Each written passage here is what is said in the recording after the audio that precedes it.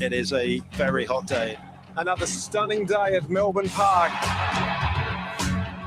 It's going to be tough, no matter what. What a serve. Simply phenomenal. Perhaps the future of tennis. The AO is the happy slam.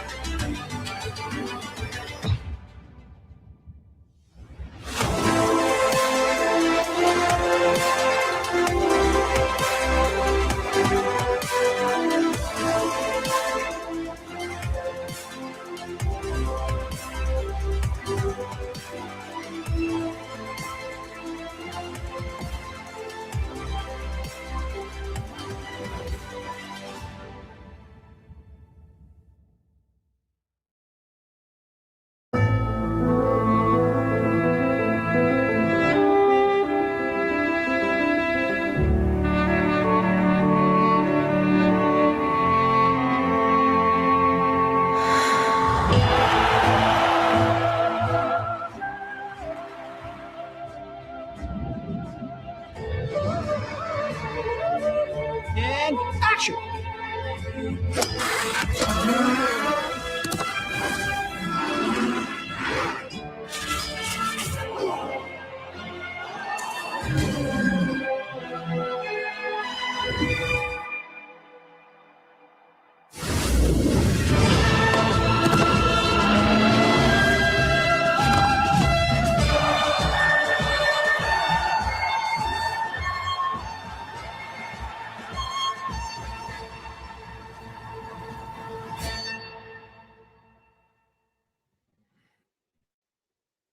All right. What's up, guys?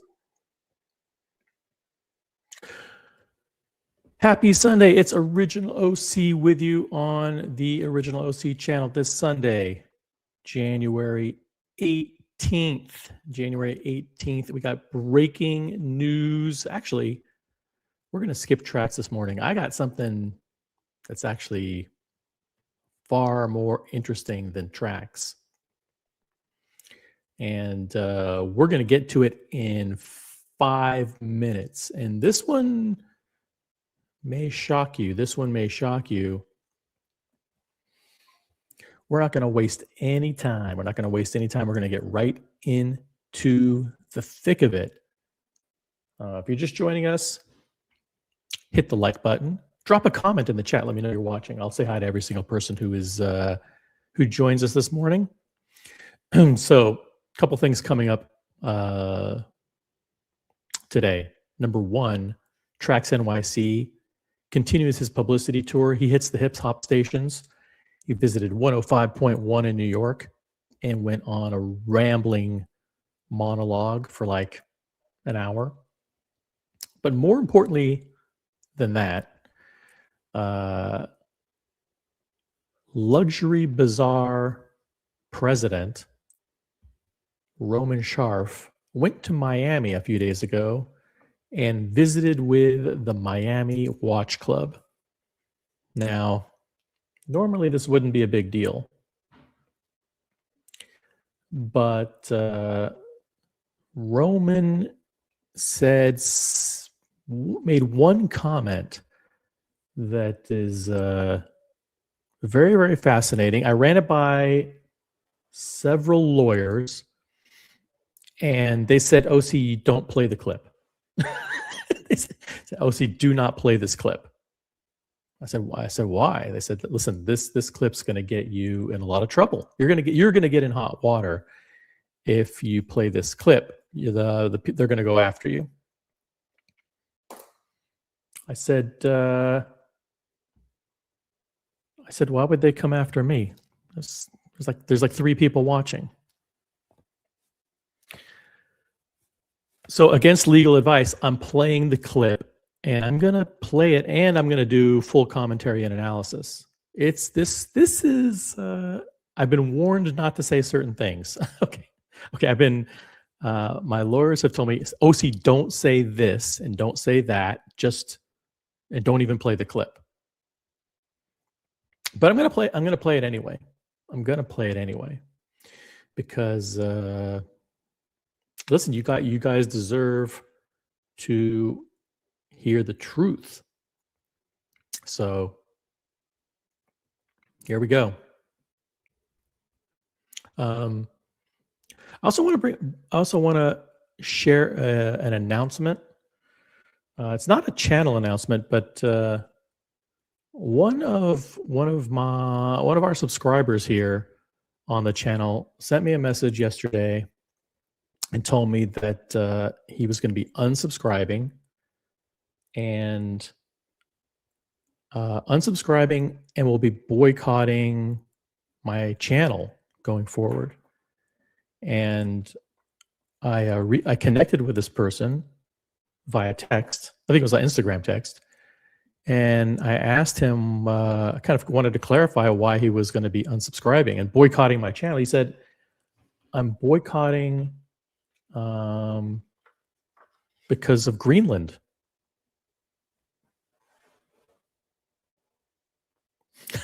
I said, what? He goes, yeah, I have to stand with Greenland. I said, okay. So I said, you know that my show, like we don't talk about politics on my show. I have nothing to do with Greenland or Trump or anything else. He goes, yeah, I understand, but this is very serious. I have to send a strong message. So I'm like, really? Is it like you're boycotting all entertainment and content that comes from the United States because you side with Greenland? And he said, I have to do what I have to do. So that person is not watching this morning, unfortunately, and I'm sad about it. I almost cried, I almost shed a tear, because I try to stay free from politics. I don't think I did anything to besmirch the sovereignty or the self-determination of the Greenlandian people. I don't think I have. Have I? I don't know. I feel like I don't think I did anything wrong. I don't think I did anything wrong. What do you guys think? I mean, no one knows my politics. I don't know the politics of anybody in the chat. But I mean, to say like you're boycotting my channel because you need to take a side with, you need to stand with Greenland. It's like, gee, I mean, maybe I'm misinterpreting it. Let me go to my Instagram. Let me review these messages. I will not reveal the person who sent me the message, but let me see here. We had a good exchange. I like this person. We had a good exchange. Let's see here.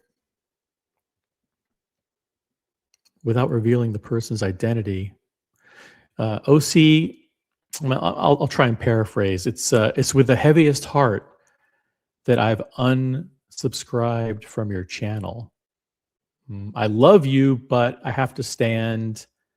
I have to stand with my. I don't want to read it exactly, but I have to stand with those who do not agree with your president. And that's basically how it's worded. And I'm a little taken aback. I'm a little taken. So let's. I'll do a quick poll. Is it fair to boycott?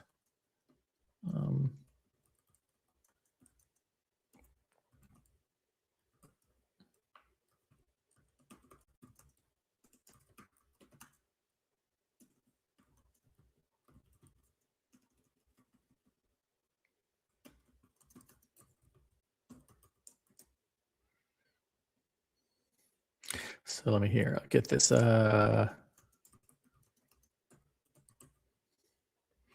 write a few options here.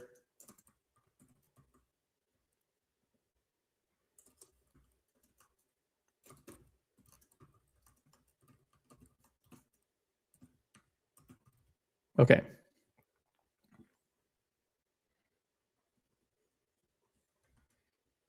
All right, start the poll. Boom. I want to know, is it fair to boycott my channel because of politics?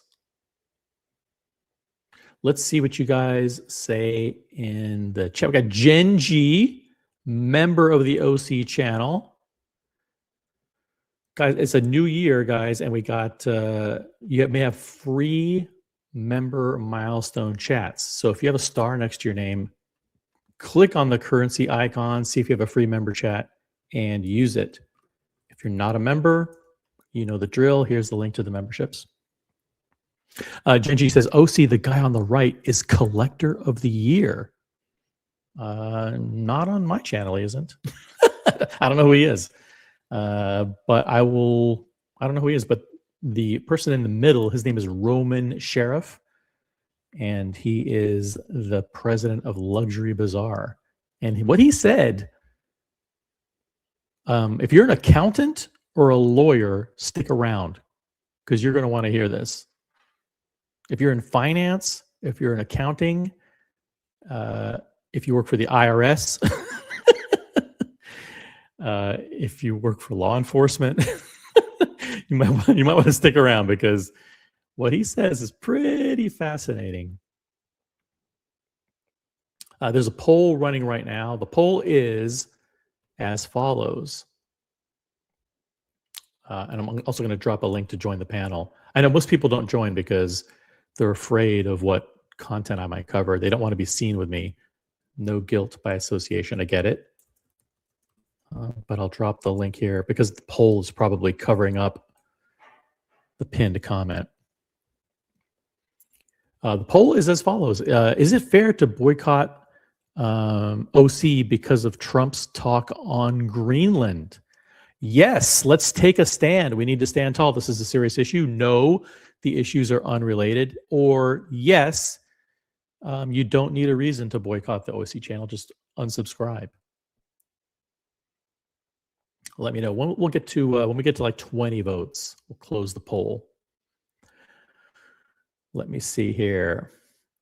Thank you, Jen G. Collector of the year. Okay, well, the person in the middle is Roman Sharf, and he had some comments to say. If you're a lawyer or you're in finance or accounting or a tax professional, stick around because I want you to hear this. It's only a short clip. It's only 1 minute long. Don't go anywhere. Pip is in the chat. I'm boycotting Somali authorized dealers. I don't. Do they have any authorized dealers in Somalia? I don't know. Does artificial scarcity exist in Somalia to the extent it does in the United States? Hey, Dear Artifact is here, member of the OC channel. Sorry, but it's virtually impossible to avoid interacting with American-made entertainment, goods, and services. Boycotting anything American is an untenable position. That was this guy's position. That was this guy's position because I clarified. You know, I said like, I mean, it's like boycotting me because of like what Trump's hyperbole about Greenland. I say that would be like my boycotting Rolex because I disagreed with the Swiss president on something. You know, I do support the right for anybody to protest, to boycott, to use the power of the purse to support their viewpoints. But I don't think it's fair for me to be lumped in. I just don't. And by the way, the person that he's hurting is himself, because why would you want to punish yourself by depriving yourself of this great entertainment? You know. But yeah, like, is it just me, or is it like all content creators coming from the United States? You know, will all YouTube channels be unsubscribed? Will you stop watching NFL football? I mean, I don't know. I was taken aback. I don't think it's right. I don't think it's right. I don't want to be the subject of a boycott. Boycotting anything American is untenable. I hope it's untenable. I hope he's watching. I hope he reconsiders. I said I hope you reconsider. The mall is in the chat, member of the OC channel. Let me guess, the person who's boycotting wears sports jerseys and thinks ketchup is a vegetable. Oh man. By the way, I got in a huge debate. This is going to get me in trouble. Huge debate, but someone refuses to accept the fact that people put ketchup on hot dogs. Now, I don't want to name who this person is because I owe this person $37,000 in legal fees, and if I agitate him, he'll come after me. And this guy's a really good lawyer. So I'm gonna have to walk on eggshells around him. Like, but the truth is, like, well, I put ketchup like on my hot dog. I like ketchup and mustard and green relish, sweet relish. I do. That's my go-to. Sometimes even a little bit of sriracha, like a strip of sriracha on there. It depends. I mean, those. I didn't grow up in Chicago. I didn't grow up in Chicago where they put raw onions and fucking drown it in mustard and fucking sour pickles, all kinds of fucking bullshit on the hot dog. Fucking dunk it in au jus or whatever the fuck they do. I don't know what the fuck they're doing in Chicago. But I'm telling you, in the rest of the world, I mean, I get it. People have different preferences, but I have it on good authority. He's about to boycott the show. He's going to boycott because of Heinz ketchup. And there's nothing wrong with Heinz. I love Heinz, okay? There, I said it. I support Heinz, okay? When it comes to ketchup, I am Team Heinz. No, I will not be revealing the name of the person. Sports jerseys and thinks ketchup is a vegetable. I don't know who that is. Hey, Anteater is in the chat, member for 3 months. What's up, Anteater? Good to see you here. Power to the people. Hey, Brody's here, member of the OC channel, and completely not related to any comments that I just made 2 minutes ago. I'm boycotting OC because he won't cover that. He won't cover Tudor. That's a more legitimate reason. Like, that is a more legitimate and rational reason for boycotting the channel. Okay? But not because nothing's going to happen in Greenland. Nothing's going to happen in Greenland. I stand with my Nordic brothers against your imbecile president. I don't have anything. No one knows my politics. I got nothing to do with it. If anything, Mathis is to blame. Mathis is in Mar-a-Lago every week. He works for the guy. He's one of his top party planners or whatever. Yo, OC, I'm going to Mar-a-Lago again on Friday. The chicks are insane. Like, they're all 57 to 68 years old and loaded. Mathis. Yeah, but boycott because of Tudor. Don't boycott because of Greenland. I got nothing to do with Greenland. I don't even have any green watches. The only watch that I have is even remotely green is this one. The Maldives watch. Yep. You guys have seen this before, right? The Maldives watch. I agree, OC, says Vimal. Ketchup, mustard, and relish is a hot dog. If I wanted to eat chili, I would get a bowl of it. Hey, I don't mind chili either. I don't mind, like, I grew up in LA. In LA, we had this fast food chain called Wiener Schnitzel. In Wiener Schnitzel, you would get a chili cheese dog. I can't complain about that, man. A hot dog with a nice soft bun, a little bit of chili on there, and then, American cheese. I like it. But for me at home, when I'm grilling and chilling, mustard, ketchup, sweet relish. Yeah. Now, if you want to put raw fucking garlic, pickles, jalapenos, dunk it in fucking mustard, that's your problem. I didn't grow up on the south side of Chicago where ketchup was too expensive. So they had to make do with mustard or whatever. I blame Mathis also. Good point. Very good. OC is not a thank you, Genji. OC is not a Viking, so he can't relate. I'm not a Viking. That's right. I do not have I don't have Nordic blood. At least not to my knowledge. I haven't done a full, 74 and me ancestry blood work. But to my knowledge, I'm not of Nordic descent. I'm not a Viking. Correct.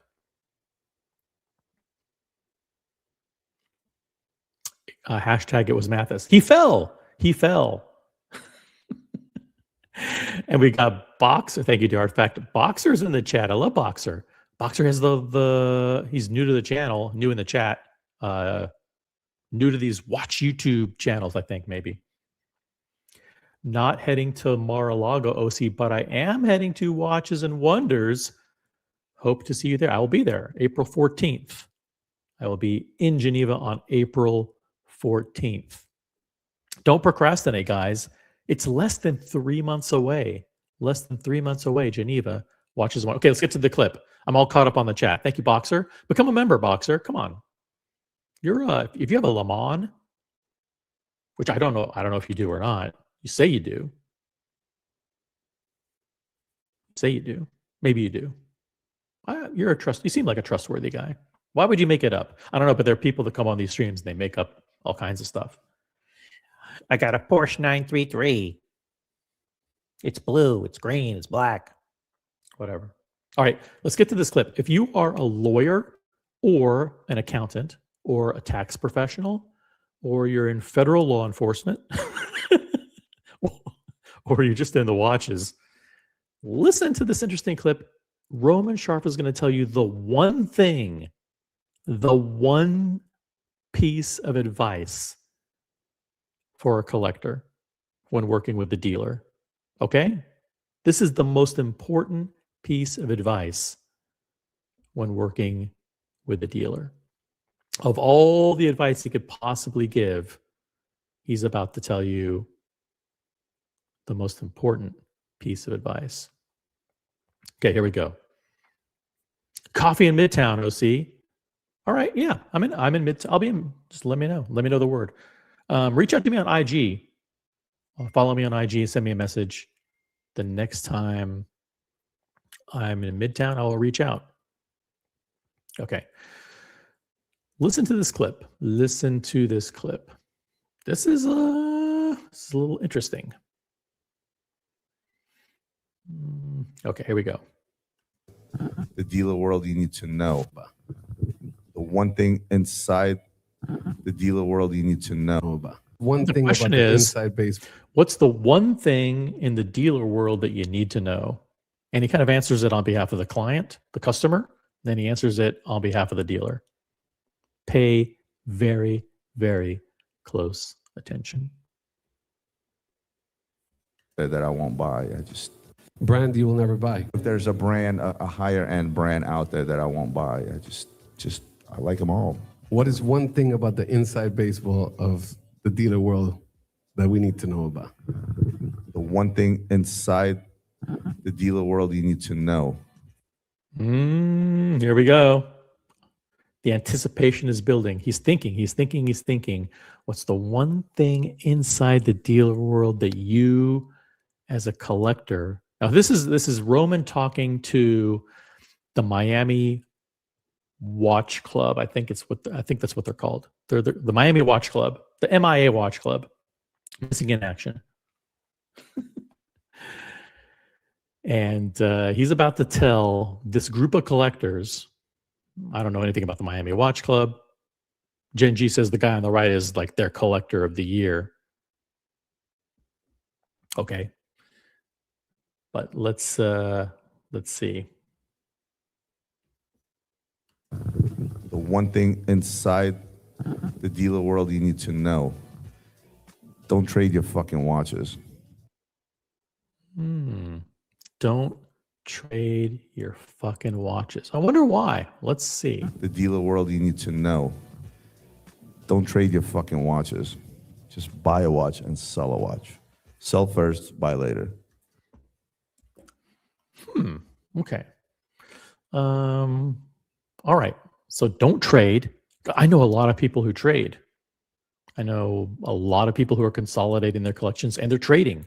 You know, they're trading 2 watches to get a more expensive watch, or they're trading 3 or 4 watches to get 2 watches. There's a lot of trading and consolidating going on. So for his advice to be don't trade, buy a watch and sell a watch. He actually says sell first, buy later.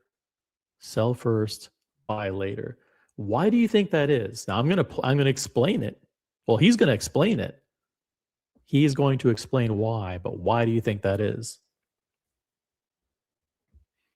And then he goes a little bit further and he says something that's going to be quite interesting.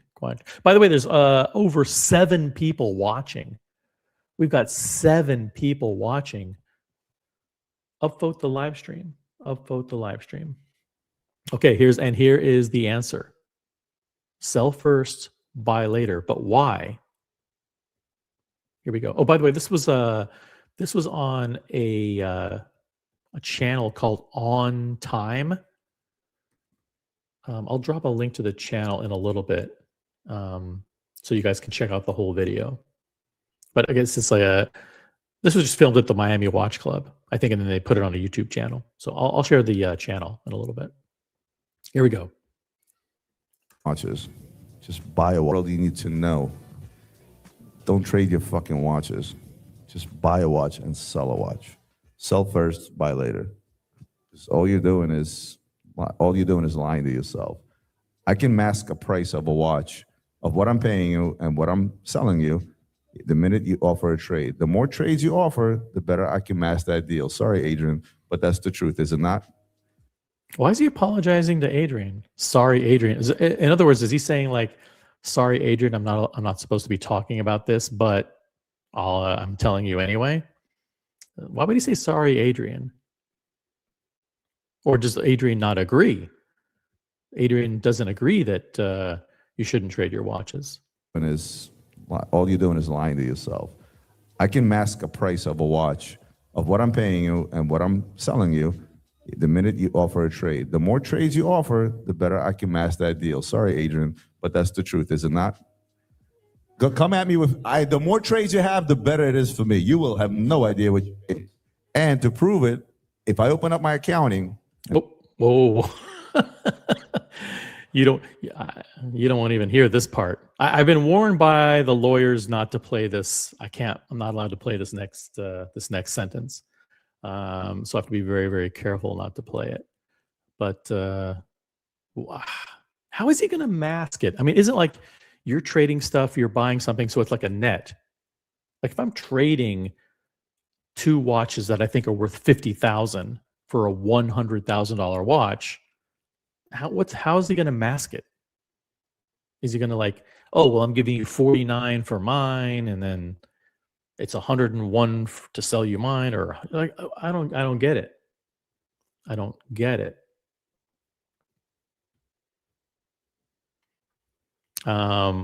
Earmuffs, OC. Yeah, you better. Captain is one of the smartest lawyers I know. He's about to hear, Captain, should I play it? This okay, it's not legal advice, but should I just, is it okay to play it? Because a lot of the lawyers said, don't play it, OC, don't play it. You're going to get in a lot of trouble. If you play this segment. Fuck it, I'm playing it anyway. Gil O'Shea, problem I always run into when you get to a certain price point is it's not easy to get Joe Blow to wire you $30,000 for your Patek.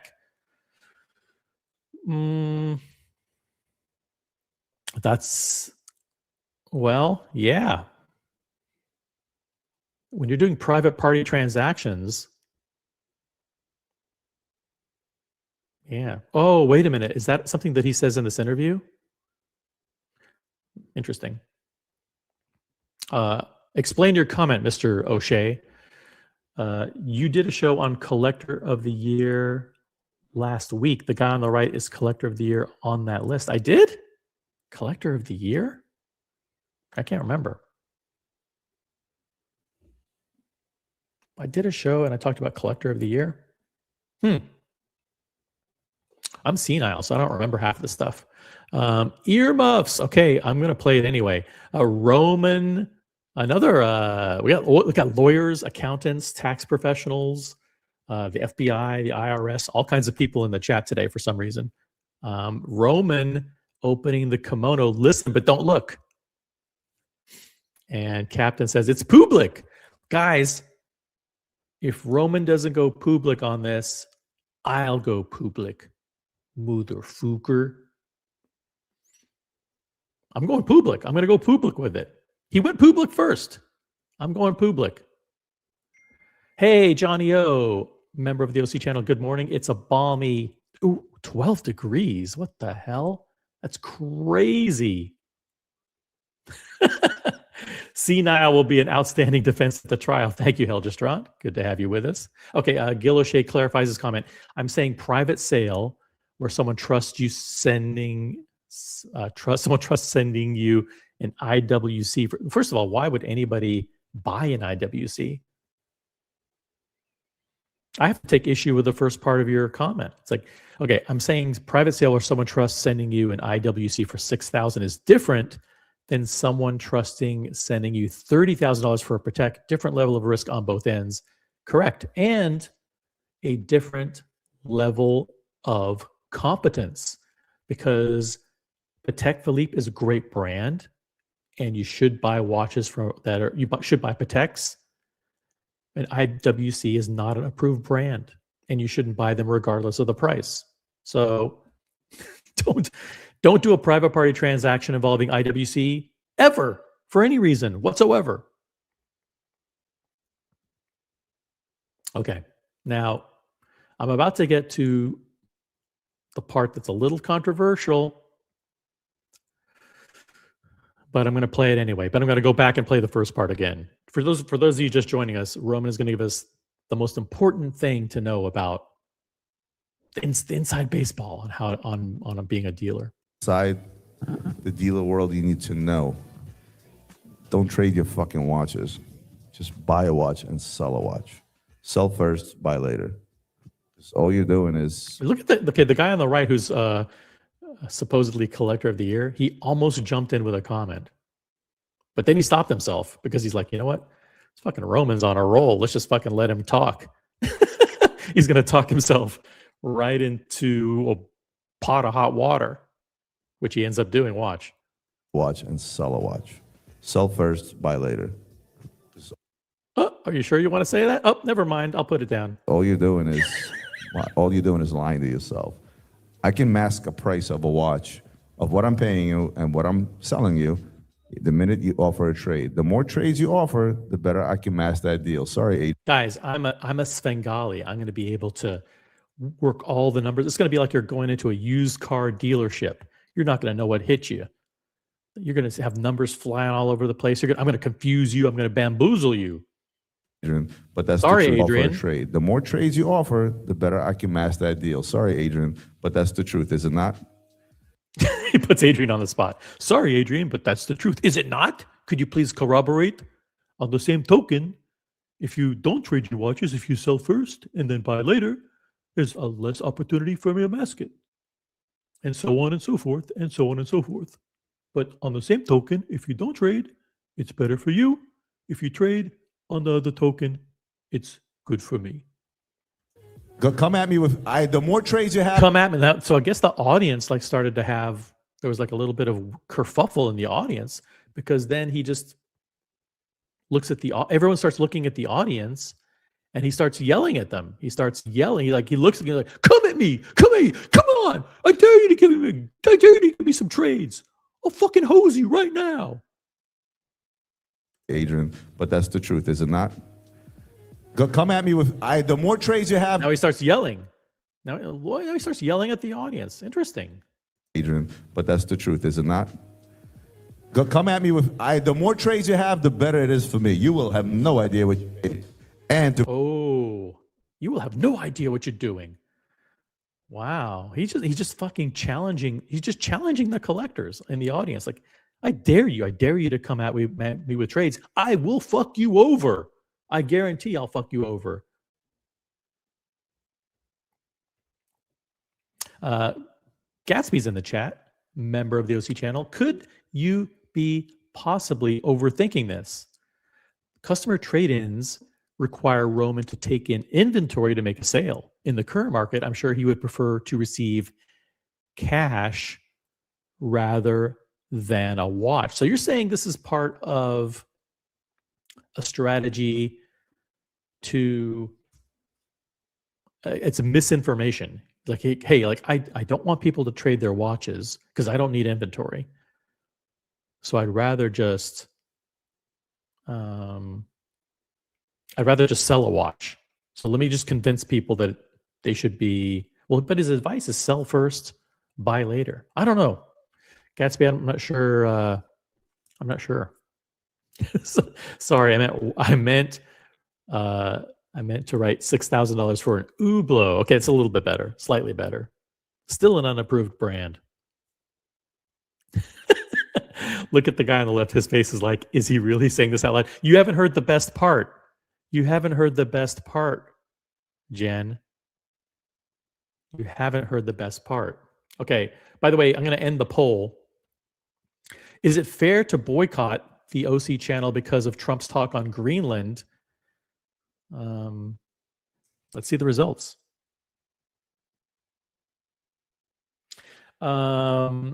Hey, you guys sided with me. No, the issues are unrelated. 59%. Is that 59%? 59% of you said no, they are unrelated issues. 32% of you said yes, take a stand against Trump's hyperbole on Greenland and boycott all shows. And 9% of you said you should boycott the OC channel because you don't even need a reason. Just boycott it anyway. No one needs a good reason to boycott the OC channel. Thank you very much, guys, for voting in the poll. The link to join the panel is pinned at the top of the chat. Now, without further ado, the next thing that Roman says will boggle your mind. Gatsby says, this is just Roman discouraging people from bringing their shitters in for him to add to his inventory. This is not a time when anyone wants to carry depreciating assets. Gatsby, I disagree 100%. And I will play you why right now. Okay? You have no idea what Roman's about to say. You're going to fucking flip your lid, Gatsby. Adrian's going to fucking shit bricks. I can't believe this video's still up. I can't believe they didn't pull this down. But guys, if you're a lawyer or if you're a tax professional, if you're in finance, if you're in accounting, if you're in federal law enforcement, if you work for the IRS, if you are a watch collector, if you're any of those things, hold on, because you're going to fucking shit. Okay? Chris Hopper. What's up, Chris? Welcome to the show today. Happy Sunday. Cross my legs like that is not comfortable. Well, I think what they did is the three chairs are very close together, so they don't have like a lot of room to like spread out. So they're confined. Play it, OC. What's up, Darth Simon? Play it already, OC. Well, you're gonna not believe your ears. I've been advised by counsel not to play this, but it is public domain. It is in the public domain. I'm not allowed to use certain words when I'm characterizing the video. I'm not allowed to say like crime or fraud or evasion. I'm not allowed to say like evasion, fraud, crime, criminal. I got a whole list of words I'm not allowed to say in relation to the clip. So I'm not going to be saying any of those things. play the fucking thing already. Okay. God, you guys are impatient. Here we go. I love how it gets combative with the audience. And what I'm selling you, the minute you offer a trade, the more trades you offer, the better I can mask that deal. Sorry, Adrian, but that's the truth, is it not? Better I can mask the deal. I'm still not following. Maybe all will be revealed momentarily. Come at me with, the more trades you have, the better it is for me. You will have no idea what you did. And to prove it, if I open up my accounting and I do a trade deal with you, you give me 3 watches and I sell you 1, or vice versa, the numbers in my accounting system will be completely different than the numbers we agreed to.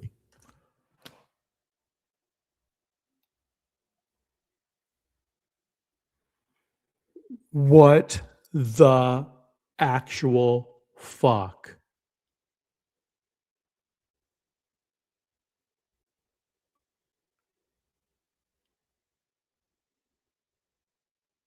What the fuck did he just say?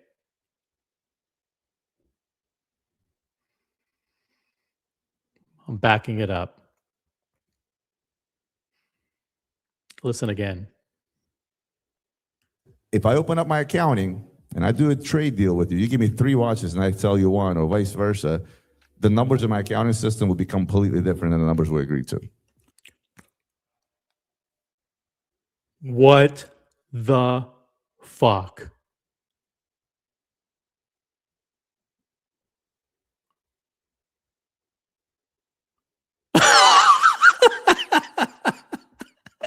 Now look at that guy's face. That guy's face is like, you have the right to remain silent. Anything you say can and will be used against you in a court of law. You have the right to an attorney. Attorney will be present during questioning. You have the right to stop questioning at any time. Dude.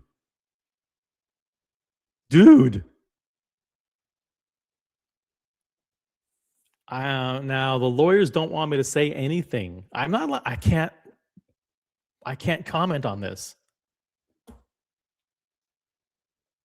Captain, come on. I can't say anything.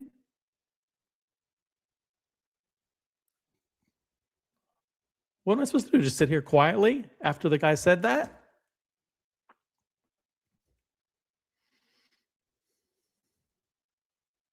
Brody, what do I do? What do I do? He said the quiet thing out loud. It's not even a quiet thing. Why would you ever say anything like that? Holy shit.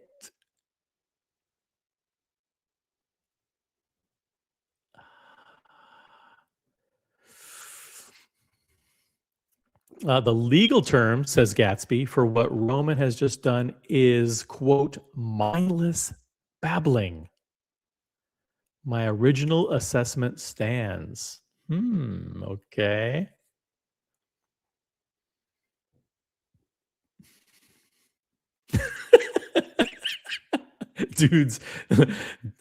dude's eyes are like, yeah, what you talking about, Willis? What the? Oh my gosh. That's hilarious. It's not hilarious. It's not hilarious. It's not hilarious. What's the one thing that gets okay, completely separate subject, unrelated to this clip. What's the one thing that gets the mob in trouble? When the FBI raids and they find 2 sets of books.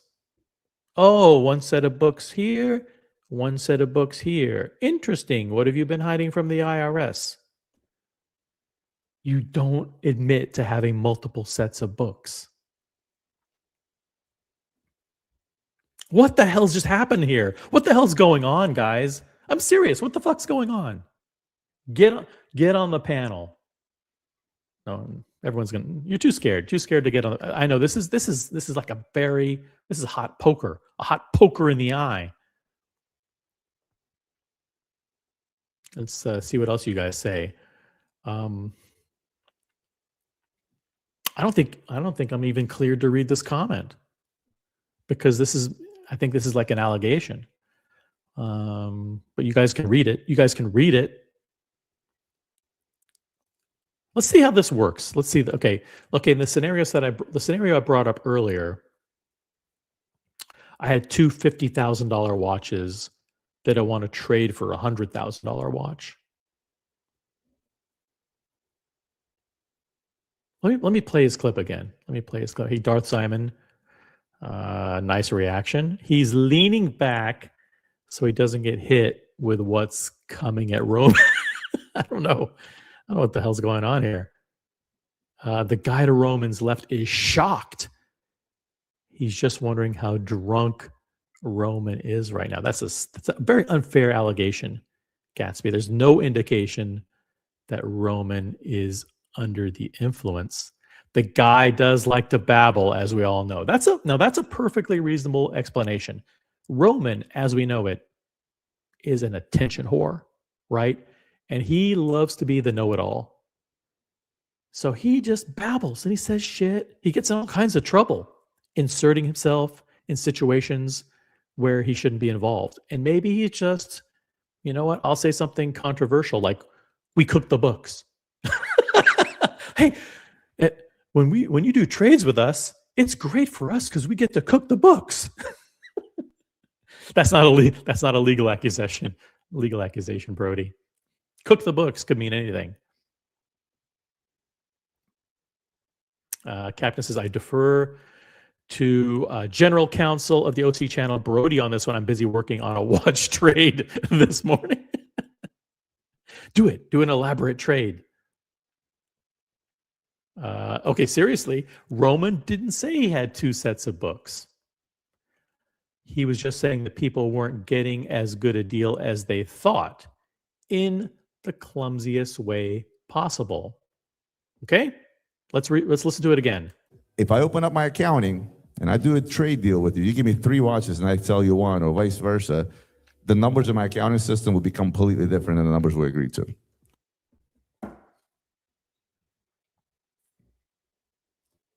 Gatsby, do you care to clarify your comment?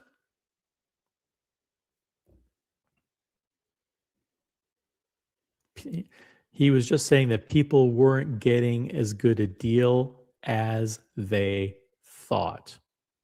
Let's play it again. If I open up my accounting and I do a trade deal with you, you give me 3 watches and I sell you 1, or vice versa, the numbers in my accounting system will be completely different than the numbers we agreed to.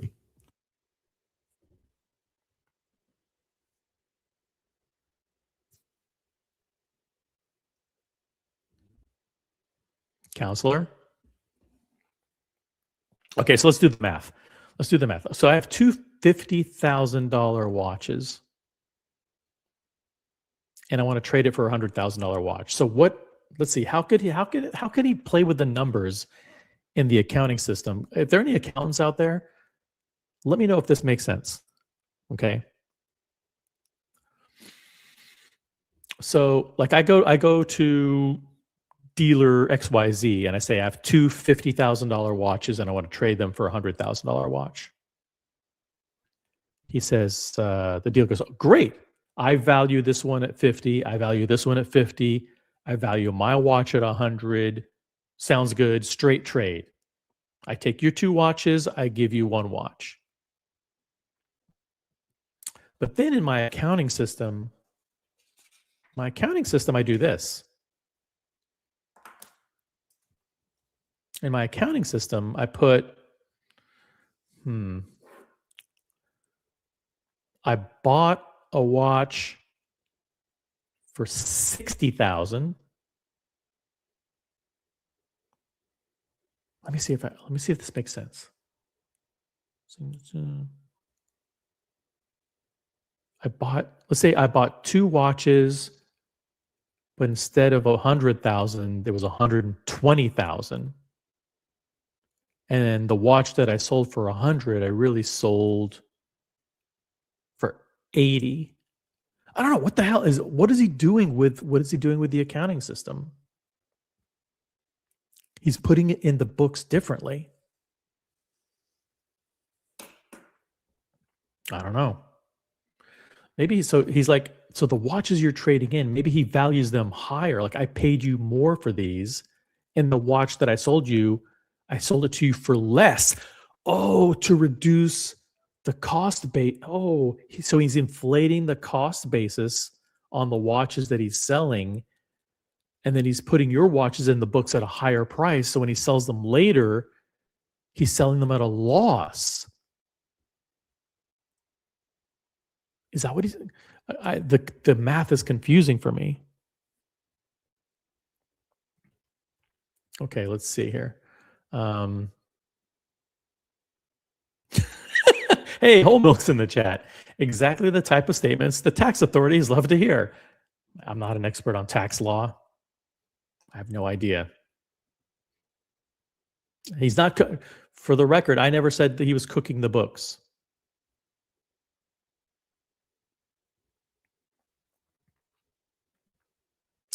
Numbers we agreed to will be on the invoice to the customer, and we'll put a different number in the accounting systems. That's two different numbers. Yeah, but you know what? Maybe there's nothing wrong with that. Maybe that's okay. We can put two sets of numbers in and two sets of books. It's okay. Example, if your restaurant purchases buns, buns for $100 and then punches in 150 as the cost of those buns, that is cooking the books. Hey, that's cooking up a good burger. You got to have good buns. You got to have good buns for good burgers. So listen, if you have to inflate the value of the buns in the books, that's what you have to do. John D's in the chat. What's up, John D? The morning stream kicked off. No, kicked off right at 10 o'clock. Right at 10 o'clock. I'm only going to do. I'm going to do a short stream today, 15 minutes, 15-minute stream. Gatsby says what he said was meaningless to the customer. He's simply assigning different values to the incoming watches than what he told the customer, essentially making an effort to minimize the profit for tax purposes. Okay. Is that allowed? Is he allowed to do that? I guess, yeah.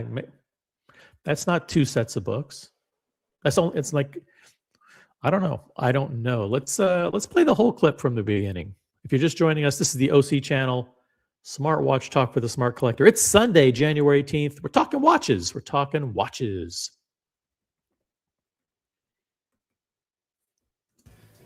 Don't trade your fucking watches.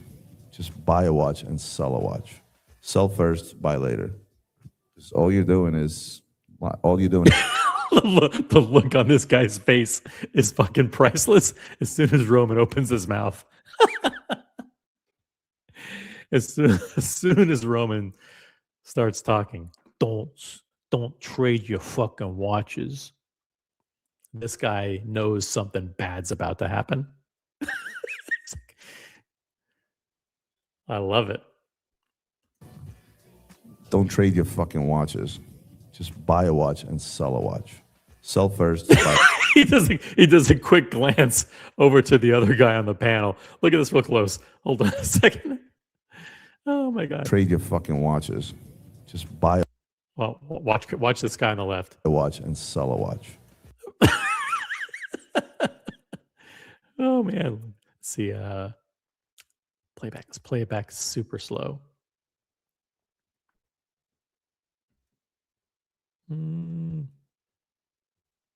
Okay. Sell first watch. Sell first watch. Watch.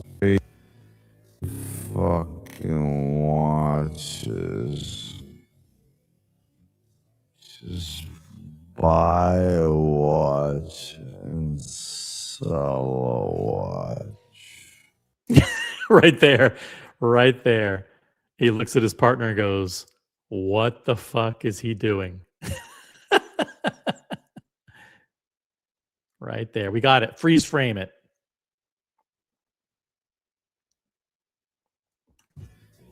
Don't trade your fucking watches.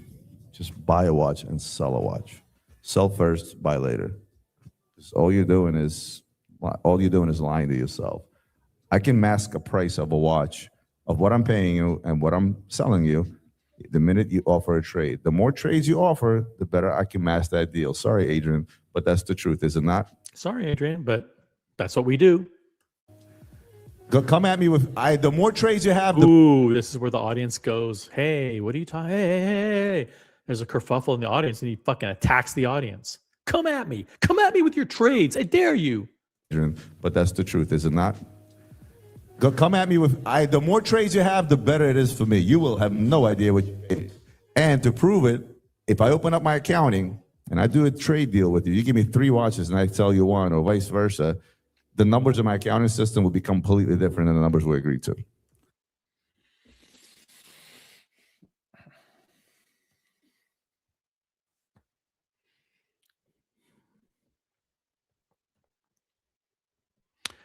The scams in the gray market are endless.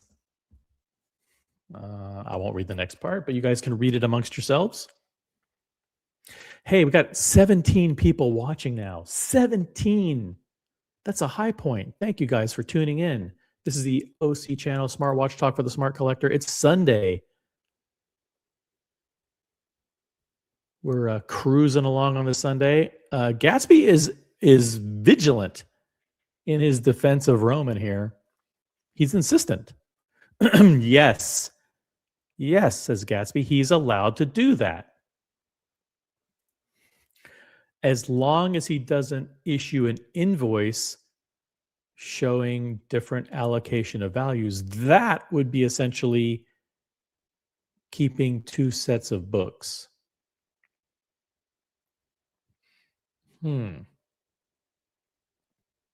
Interesting. So if I buy a watch from dealer XYZ, okay, and I'm getting an invoice, and the invoice says, okay, you're trading, let's say I have, let's go back to my 2 watch scenario. I'm trading 2 watches, $50,000 a piece, and I'm getting a $100,000 watch. Does that make sense?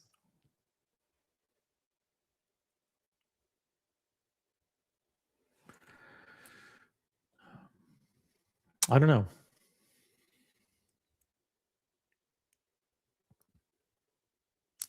I'm just trying to figure out the accounting. Like, I trade 2 $50,000 watches, I get a $100,000 watch.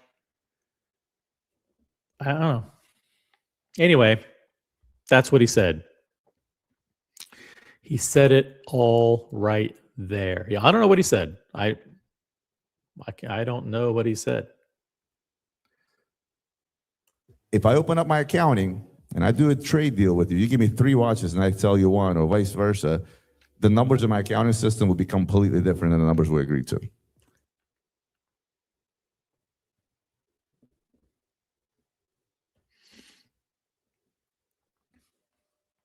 Okay. Good show, guys. Great show. Oh, man. I'll go back to, is there any reason to continue talking about it? I mean, you guys don't have any other further comments. Say, Gatsby's like, listen, dude, this is okay. He tells you one number, but he puts it in his books as another number. It's okay. Hey, got Mathis, co-CEO of the Watch Colony Channel Network, member for 15 months. Thank you, boss. That's not Roman. It's a cheap imposter. Where's the energy? The shiny shoes, the colorful clothes. Who the fook is this guy? What happened to him? Well, I have it on good authority that he's changed out of those F1 shirts and like I think like a Balenciaga, like enchilada, like it says like enchilada on the front, like a big flaw, or like Taco Supreme.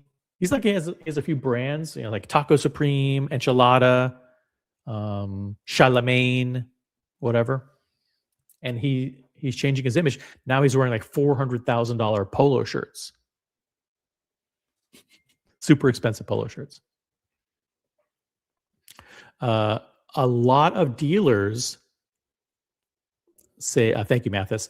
A lot of dealers say, Captain, say they can give you better deal on a trade. This is likely because they lowball you on the price you trade in. Right. As a collector, you're getting lowballed on the price, and they're selling you theirs that they can negotiate a little bit on the top on the one they're selling you, but you're getting hosed. You're getting hosed. The level of, I'm not sure what these are big legal words.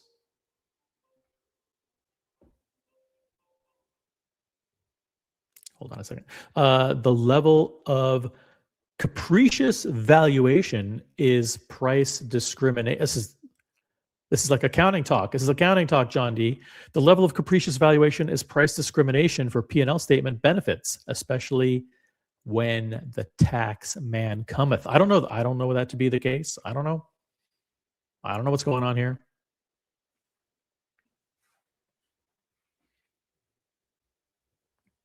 I can't figure out what he's talking about. That's right. Balenciaga enchilada. I'm done. I think the official name of the brand is Enchilada.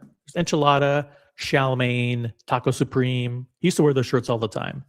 Like those jerseys from England, the soccer jerseys. What are those called? What's it called? It's not F1. F1's the racing cars. World Cup, not World Cup. What are the British soccer players? They have those teams like Manchester, Delta, all that stuff. Are you a fan of Manchester, Delta, or like Birmingham, Black Sabbath? I don't know what the team names are. It's not world. It's like Major League or Soccer League, World League. I don't know what the fucking Premier League. Thank you, Johnny O. Premier League. Yeah, I used to wear like Premier League jerseys. I knew we have smart people watching. All right, so that's that. You guys want to do watch talk, or do you want to do this? I'll do a quick poll. Start a poll. What do you want to do next? Boring watch talk. More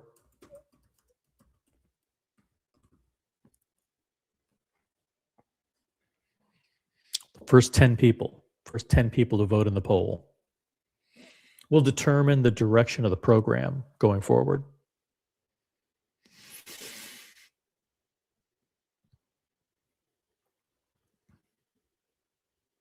Because we can do boring watch talk. I'm cool with boring. I do boring watch talk better than anybody.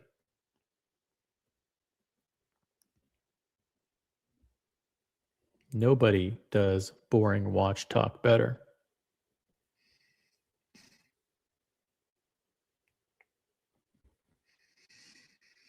Roman wearing the Premier League stuff was his idea of being cultured. He was trying to be youthful. I think he was just trying to be youthful, not necessarily cultured, but he wanted to be youthful.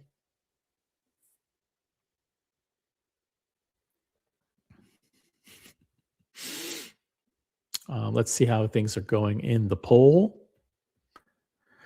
Should we do boring watch talk or more Roman analysis? Oh, it's overwhelming. Stick with Roman. Okay, let's go. I want to play. I'll go back to the part where, hold on a second here. Let's go back to another segment of the video. Of the future is to be able to sit in a room with others in the way where they're accessible, even to go into get anything in there, or I'm not going to AP house today if they've never bought anything. We're filming some content. Most of you guys. Hold on.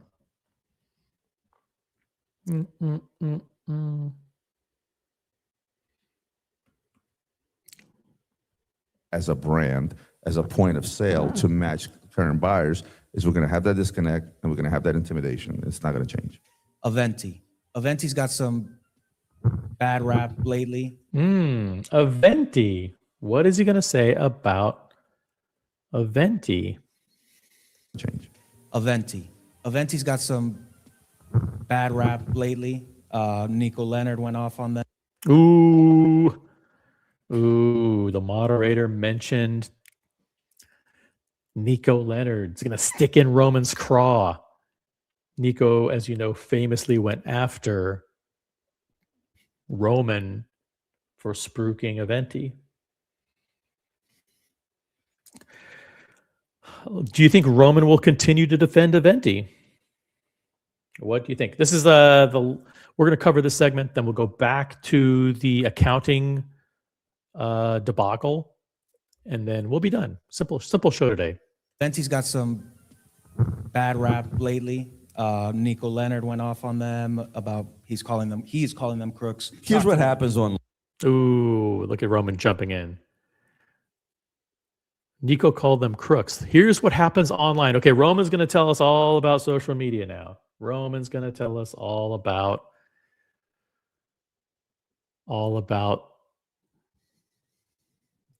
doing business on social media. Roman's hubris is the gift that keeps on giving. Thank you, Johnny O.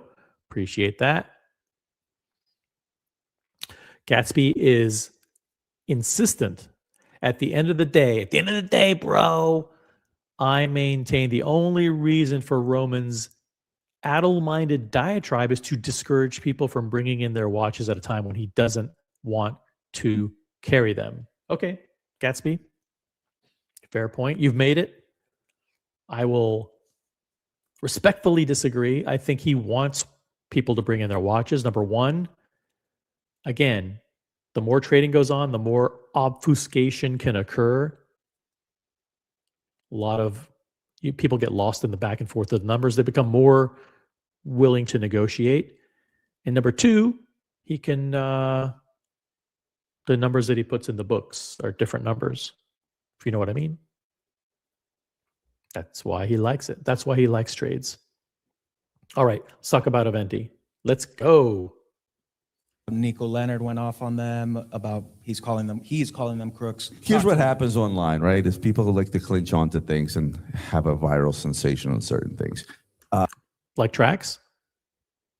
Did he just besmirch the good character of Trax NYC? Right? Is people who like to clinch onto things and have a viral sensation on certain things. Wait a minute. Okay, never mind. Aventi reached out to me as pretty much any brand would reach out to me throughout time. Like any brand would reach out to Roman. Any brand. Okay, now the reality is when he says any brand, he means Gerard Perregaux would reach out to him because they have like a ton of watches sitting in the warehouse that they never sell. And so they want to sell to him on closeout at 80% off. Or Nixon reaches out to him and wants to offload a bunch of discontinued inventory, and he takes it. A lot of people don't know this, but Luxury Bazaar's number one brand is Nixon. It has been for years. It always has been, consistently. His number one brand is Nixon. It's not Rolex. It's not Patek. It's not Richard Mille. He doesn't even sell Richard Mille. His number one brand is Nixon. He buys Nixon on closeout, 80% off, buys Gerard Perregaux, 80% off. So when he says any brand would reach out to me throughout times, those are brands like Nixon, Gerard Perregaux, Vanguard, Cecil B. Purnell, and they have watches that have never sold and been sitting there for years and years and years, and he buys boxes of them on closeout. That's what he does. He's a wholesaler. Almost all of his business is wholesale. So that's what he does. He buys a whole bunch of discontinued inventory and he marks it up a little bit and sells it. So that's what he means by any brand. Reached out to me as pretty much any brand would reach out to me throughout times. On average, I get a watch in the mail once a week. I show 1 out of 20. And it's usually micro brands or something new. right? And I tell everybody the same thing. Look, if I like your brand, I'll talk about it, I'll show it. If I don't, it's just going to go into a box. And believe me, that box is the size of That's not a real box. That's that. Looks like an AI generated picture. a refrigerator right now. But Aventi reached out some time ago. I looked at their watches, I reviewed them. I did a video as part of what's on my desk. Later, I was in Miami at a show. Ryan was there. This coincided with the time we were through our Formula One party. And I did another skit with him in one of my videos. And then Promoting them, promoting Aventi is great watches. Like when he says, I did another skit with them, or I put them, I did a watch on my desk, like, ooh, here's what's on my desk. He's trying to minimize it, like, oh, well, I showed their watch. No, he promoted the watch. This is going to be the best thing in the world. It's the new Richard Mille. This is going to be a great investment. So like, he didn't just like show the watch. Remember, he and producer Michael, Kevin O'Leary, whoever else it was. Who was it? Who were the other people? Producer Michael, Kevin O'Leary, Roman. There's one other person, I think, right? That pushed Aventi and said they were great and they were great investments. he was also at the party. He came with Kevin O'Leary to our client appreciation party. I've talked to Ryan a little bit. Ryan must be the guy from Aventi. He was very well aware about how first he was treated like complete shit because the watches were made in China. And when he went to See, the watches were made in China. He even admits it. Switzerland, tried to pick up Swiss movements, people told him to go fuck himself until he made it a success. And then these manufacturers in Switzerland, all of a Nope, it's never been a success. Wrong. Aventi was never successful. They never, ever took off. You pushed and pushed and pushed and tried to bamboozle your customers.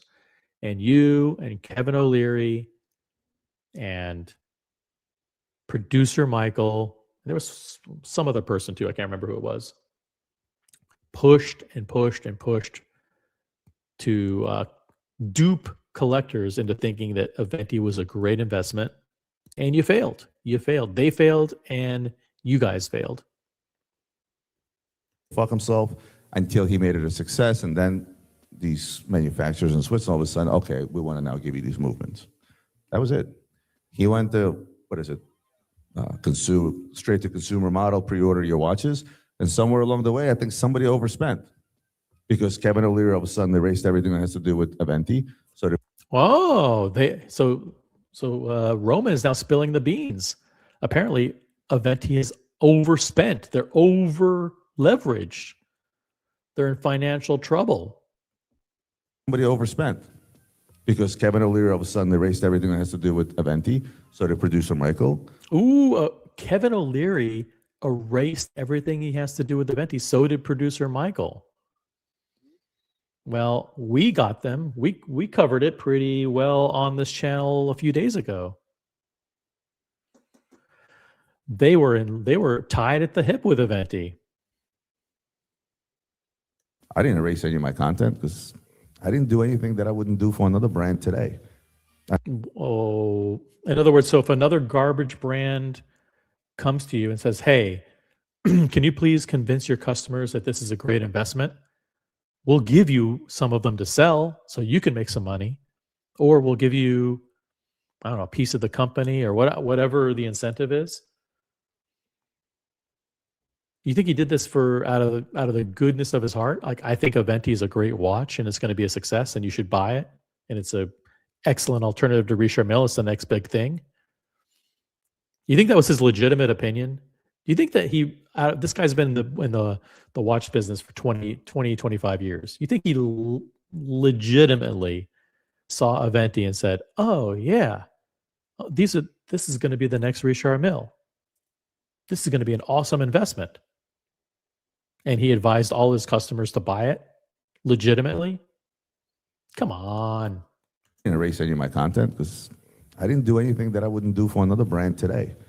I never sold one. I never bought one. I never got paid for them. So okay, all right. I never bought one. I never sold one. I never bought one. I never paid for them. Okay, then why would he try to convince his customers that they were a great investment?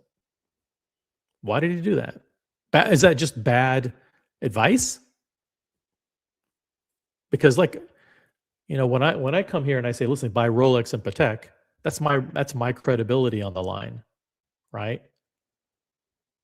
On the other hand, if I say buy the Laureato and buy a Venti because they're great investments, like certain people did. Remember the famous chandelier, Gerard Perregaux chandelier. He thought those were great investments. So I don't know. I think I'll put my track record up against his anytime, because I want to make sure that the collectors are making the right decision. I'm not going to tell you to buy a Venti or Oris or Norquan or Tudor. I don't have a financial interest. No, he says he doesn't have one. Well, then what's up with the judgment? I question his judgment then. For another brand today. I never sold one. I never bought one. I never got paid for them. So what's going to happen with them? Honestly, same thing that probably happened to a million other brands. Probably just went under. Speaking of getting paid. Ooh, man. They're going under. Now all of a sudden, they're not the best watch in the world. Now they're going under.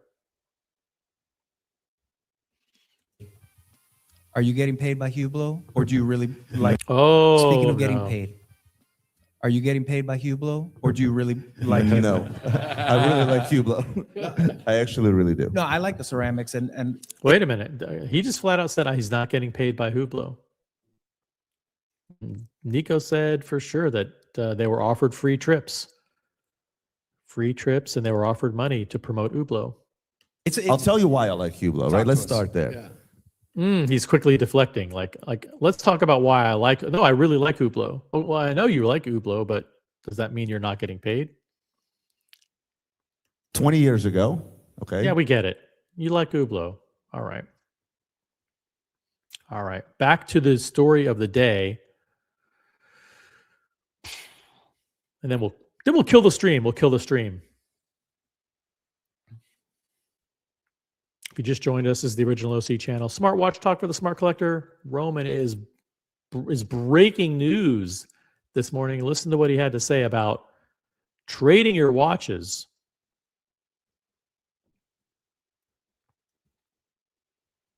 Are you ready? The one thing inside the dealer world you need to know: don't trade your fucking watches. Just buy a watch and sell a watch. Sell first, buy later.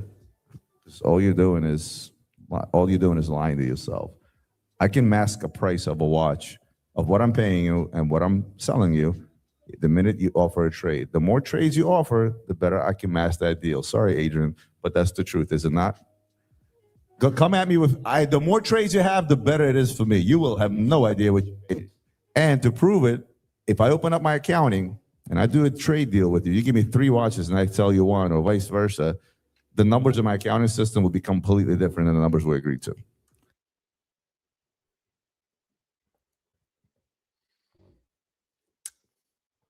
And there you have it. Roman blasting that disclaimer, attempting to appear unbiased, but who knows what other arrangements he made behind Serpent Den doors. Thank you, John D. Just a quick point of interest. If you were untutored in watches altogether and stumbled across this panel, wouldn't you think these 3 guys were randomly pulled off the sidewalk and were basically nobodies? Probably. Yeah. Although, maybe they look like typical watch dorks. John Galt's in the chat. Circular accounting presented by Roman. Thank you for the comment. Oh, then we get some fashion advice from John D. The jeans and t-shirt attire tells me they're posers, or these are people they found walking in the park and asked them if they had anything to say about watches. Used car salesman. All right. Let's cover actual watch talk for 5 minutes. Let's do actual watch talk for 5 minutes because I want to know if you agree with. Is it okay if we do actual watch talk? Because Teddy Baldassar did a video, and his video is about 5 underappreciated Rolexes. And I don't know if these are underappreciated or not, you know. But he talks about 5 collections within Rolex that are unappreciated. Now, you could be unappreciated for good reason. But his first watch is the Explorer. Is the Explorer? Let's try to define unappreciated. I mean, I guess unappreciated means it's a good watch, but people don't give it the respect that it deserves. Is that a fair definition? Fair definition of unappreciated? It's better than what people think about it. And the first one is the Explorer. Is the Explorer unappreciated? I don't know. I think people think of it about the same as the opinion of it that people have. If that makes any sense. I think it's as good as people think it is, which is it's okay. You know, it's a no date, time only, brushed steel watch. I think people think of it and they go, oh, yeah, it's a good watch. Is it unappreciated? No, because if you appreciated it, you would own one. Right?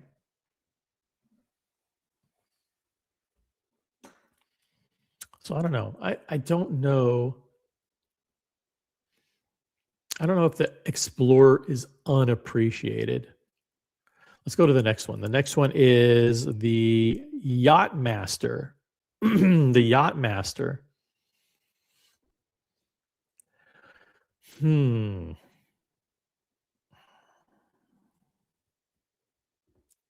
Is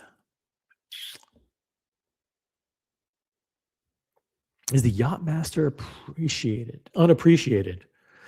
John D says the Explorer dial is sporty and for a time only, a simple and robust choice. True, but do you own one? Do you own one? And is it unappreciated? Is the Yachtmaster unappreciated? No, I don't think the Yachtmaster is unappreciated either. I think people appreciate it for what it is, but they don't appreciate it enough to actually buy one.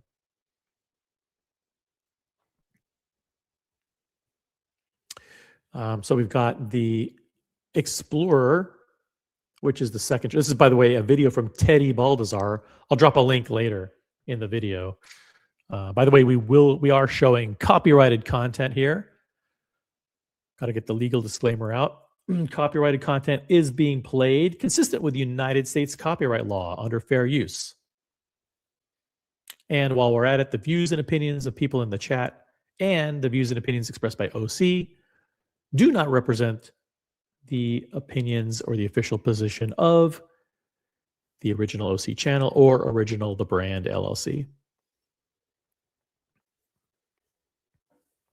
This one comes in 2 configurations. You got the rhodium dial and you've got the bright blue dial, the Yachtmaster. People don't think about it. It's so old. I think it's so old that people forget about it.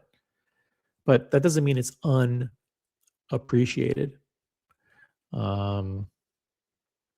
Next up, you have the 1908. The 1908 just came out a couple of years ago. In 2025, Rolex introduced a new svelte 7-link bracelet called the Satimo bracelet, which is a full gold bracelet for the yellow gold version. Is the 1908 underappreciated? I don't think so either. I think they had the Cellini for a long time. I think the Cellini moon phase was an unappreciated watch. But this one, the 1908,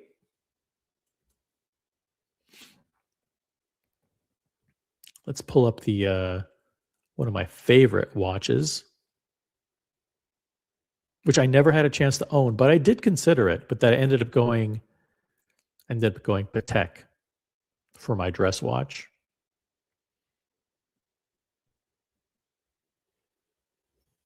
Check this out. Boom. Now, this was a beautiful looking watch. I like this one. Rolex. It didn't say Cellini on the dial. It said Genève underneath. Genève. And that moon phase, I think, that the moon was a little bit of meteorite, if I recall, right? Is that meteorite and aventurine? I don't know. I'm not sure, 100% sure.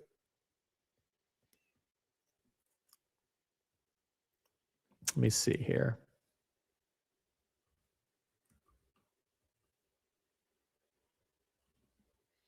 Let me look up the dial here, the dial specifications.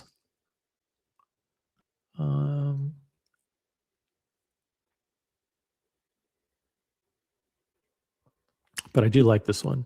Yep, it's a meteorite moon. Yeah, meteorite moon, and it's domed on that moon phase dial. Very cool. The miniature moon jumps out being strikingly silver thanks to rhodium plating. It's made of meteorite that's been cut, then etched with acid to bring out the streaky pattern of the iron crystals that make up the material. Now, this watch was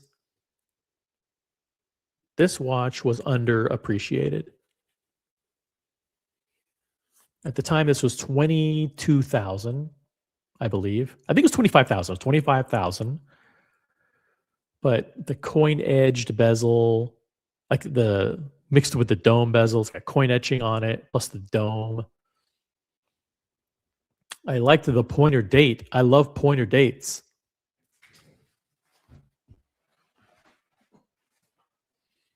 The only thing I did not love about this watch was the indices on the inside of the minute track. Let me see if I can pull up a big picture of the dial. Show you guys. By the way, let me show you the meteorite moon phase, because it's really pretty cool how they did it. Boom. Look at that. See, this is underappreciated. This is underappreciated. Look at that. Look at the little piece of meteorite as the moon. It's got, I mean, it's just like kind of it's domed. It's not the most elegant. Like, it looks like it's kind of like stuck on there. It doesn't look like it was integrated perfectly, but all the accents on this, I love. This one. This one's underappreciated, not the 1908. The 1908. So far, I don't think I agree with Teddy. I don't think the Explorer is underappreciated. I don't think the Yachtmaster is underappreciated, and I don't think the 1908 is underappreciated. I do think this watch, which is discontinued, which is probably why he's not covering it, is underappreciated. Let me pull up a big fat image of the face. God, it's just, these are really, really good pictures. It's a great watch. Let me see if there's one that's straight on.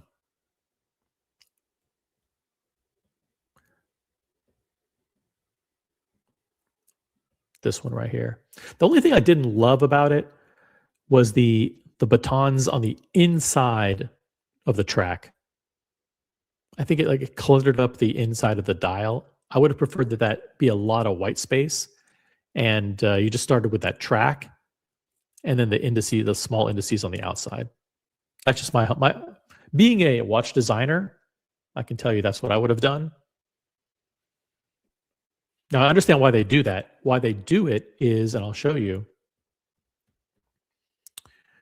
if you look at where the hour hand meets, they did it so the hour hand meets the index. Okay. So if you look at, let me see here.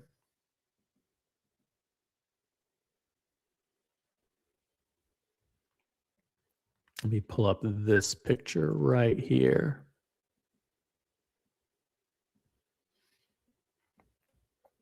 See this? So the hour hand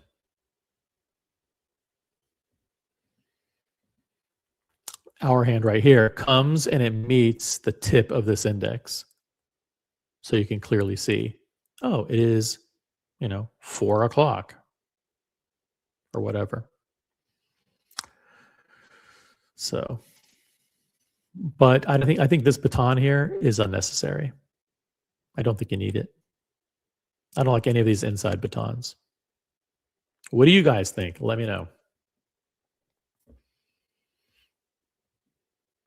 The next watch, by the way, is he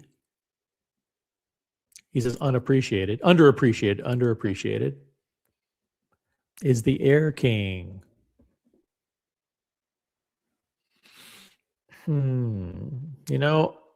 Is it underappreciated? I don't think so. Again, I don't think so. I think it's appreciated. I think it's appreciated commensurate with its reputation.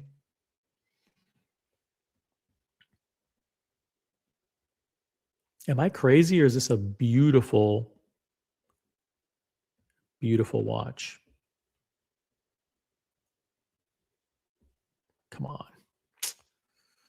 That's a watch that was unloved and unappreciated when it was available. And now that it's gone, this was 39 mil. Look at the crown. It even has like a kind of an onionish crown. We've got, see what we have in the chat. I'll catch up with people in the chat. Got Aussie Expat in the chat. What's up, Aussie? John D says, no, the 1908 is nice, but not for my taste. And I don't like the hour hand. Needed to keep the Mercedes hand and not this circle thing. Entry-level brand, Glycine. I don't even mention brands like that here. On dress watches, not the Mercedes hand. That's an observatory hand on the 1908. The observatory hand. But I don't like Mercedes hands either. And I don't think Mercedes hands would look good on a dress watch.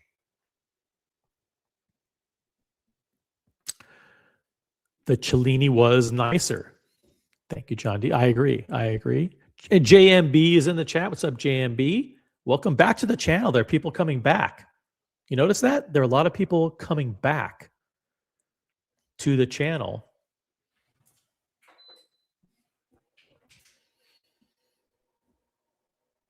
A lot of names and friendly faces coming back to the OC channel. Everyone's welcome back, guys. Everyone is welcome back. As long as you keep it to boring watch talk in the chat. JMB says, beautiful OC. Happy you're bringing this piece of this Rolex sleeper recent something. I don't know. You're rambling a little bit, but I get what you're trying to say. This was a good watch. It's a sleeper.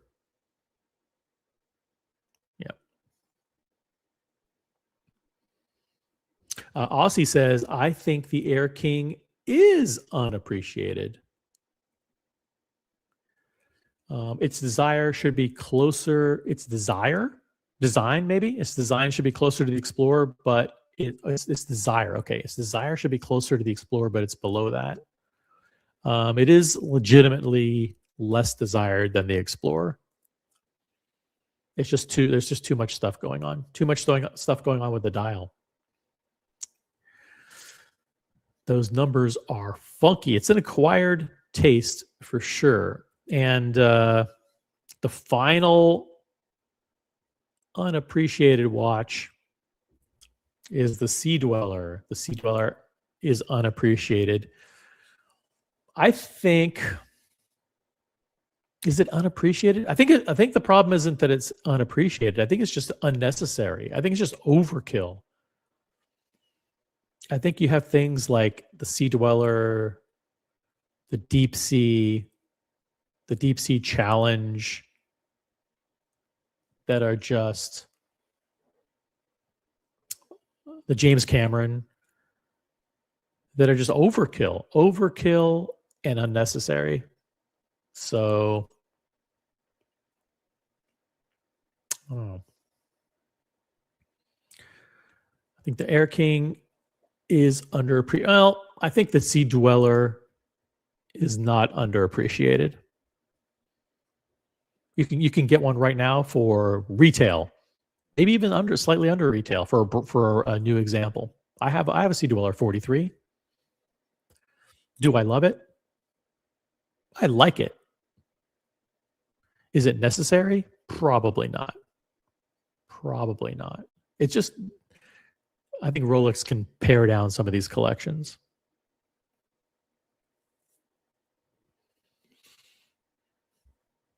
Let's do a poll. Which one is the? I'm going to leave the 1908 out of the poll. But I'm going to start a poll. Which Rolex collection is the most underappreciated? Okay. Explorer. Yachtmaster.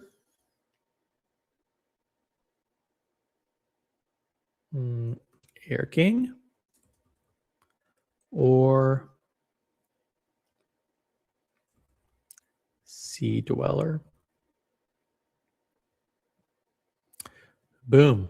It's time for audience participation. It's time for audience participation.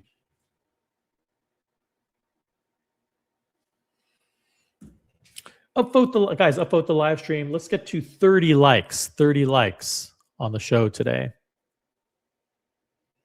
We do have a poll running. The poll is live.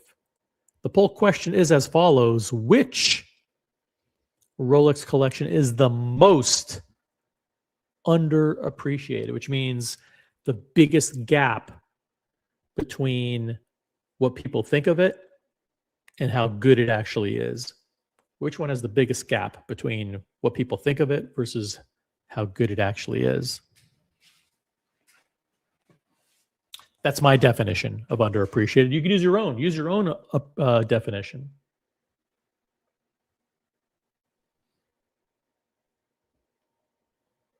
And vote in the poll.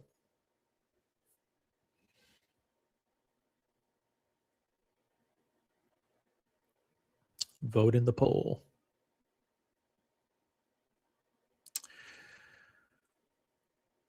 Let's see here.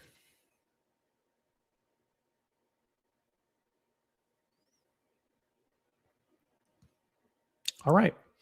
Let's see. Aussie Expat says the most underappreciated Rolex collection, or watch specifically, is the Panda Daytona. Panda Daytona is underappreciated. Well, there's a tremendous amount of hype for the Panda Daytona, so it gets a lot of attention. I think, Aussie, I'm gonna take the opposite side on that one. I'm gonna say that it's overappreciated. I think that people give it far more credit than what it actually is. Especially the steel one. Steel Daytona. It's a beautiful watch, but it's overappreciated. Got Boris in the chat. See, everyone's welcome back. You notice everyone's coming back to the OC channel. We even have a Boris back. What's up, Boris? Explorer 2, underappreciated. See, they all come back and they talk watches. That's what it's all about. It's what got us into this YouTube thing. in the beginning is the love of watches. Welcome back, Boris. Let's see. Let's get to 20 votes in the poll. 20 votes in the poll. If you're just joining us, vote in the poll. If you're listening in, vote.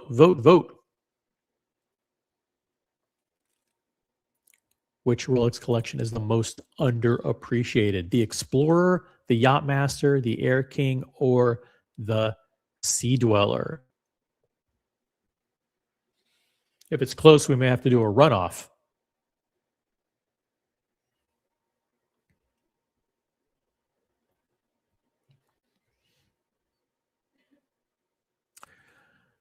And we've got Boris with a super sticker. Thank you, Boris. Appreciate that. Appreciate this show of support. Boris, the third PhD in the chat with the $1.99 super sticker, says thanks. Welcome back. Okay, let's see how the poll's going. We got 20 votes. Boom, let's end it. Which Rolex collection is the most underappreciated? The winner with 40% of the vote is the Yachtmaster. The Yachtmaster is the most unappreciated, followed up by the Explorer at 30%. The Sea Dweller came in at 25%, and the lonely old Air King, shout out to Air King Ben, got 5%. That's a good thing. That means that it's not underappreciated. People think the Yachtmaster is the most unappreciated. The Yachtmaster is just all over the place, you know? The Yachtmasters, you got the Yachtmaster 2, which is discontinued. Then you got the Yachtmaster on Oyster Flex, which is a totally different design than the old Yachtmasters. And then you've got the Yachtmaster on titanium. It's almost like there's like a whole bunch of different collections shoved under the Yachtmaster name.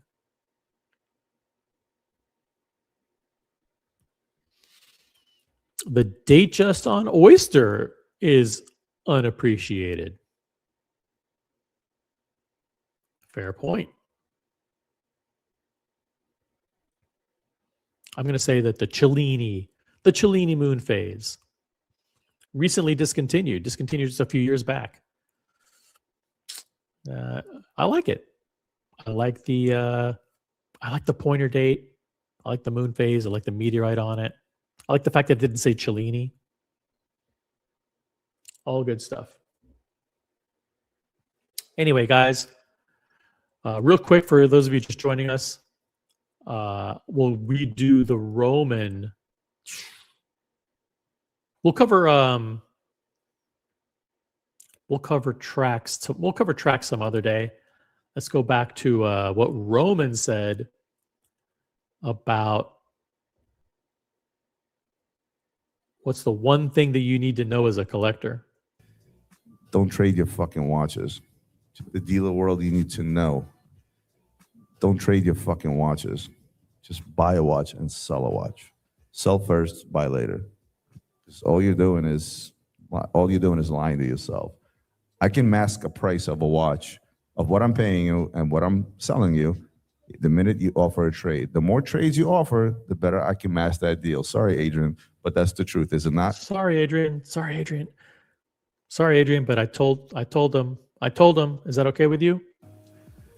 Come at me with the more trades you have, the better it is for me. You will have no idea. Come at me with your trades. And to prove it, if I open up my accounting and I do a trade deal with you, you give me 3 watches and I sell you 1, or vice versa, the numbers in my accounting system will be completely different than the numbers we agreed to.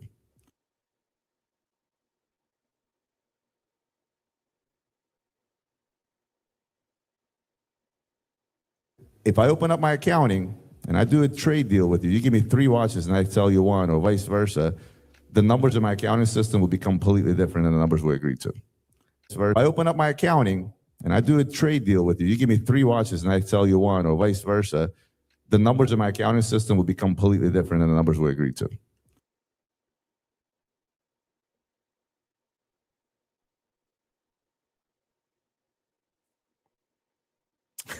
Okay. All right.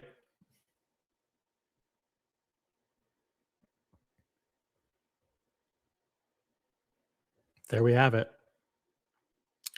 And there we have it. All right. That was fun, right? Fun show, guys. I want to remind you to upvote the live stream. And all that good stuff. Thanks for tuning in to the #1 show on Sunday mornings. It's Watch News Sunday on the OC channel. Smart Watch Talk for the Smart Collector.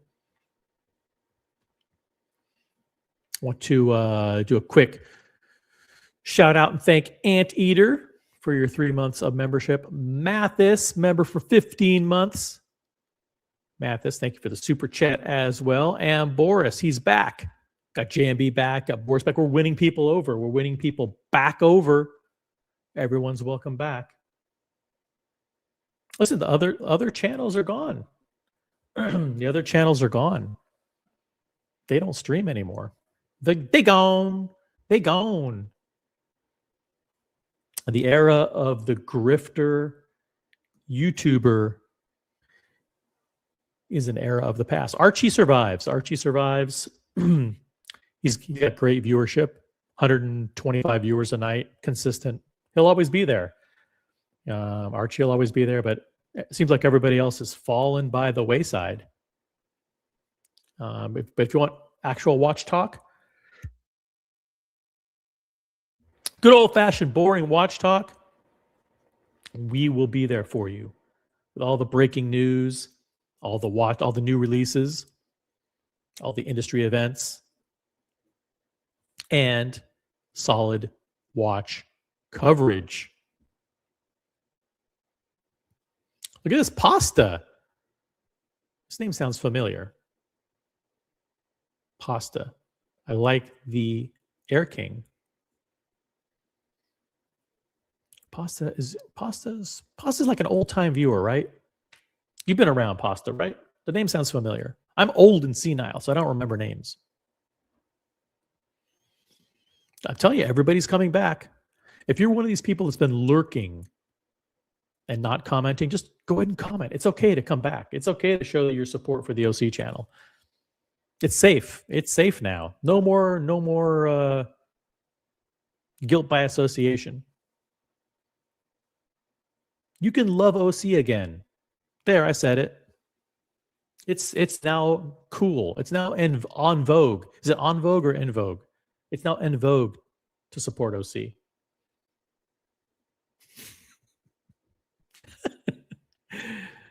All right. Well, all right, here's what we're going to do: a 2-minute warning. 2-minute warning, and then we're going to kill the stream unless somebody jumps on the panel. I find this to be extremely effective at allowing me to leave the show.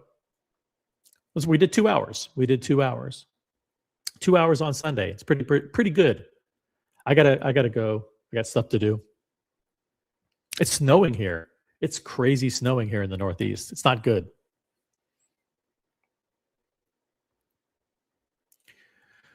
But I want to remind you guys to reach for the crown. Peace out, guys. Have an incredible rest of your weekend. Thanks for supporting the stream. Don't boycott me, guys. Don't boycott me. Peace out. Have a great weekend, everyone.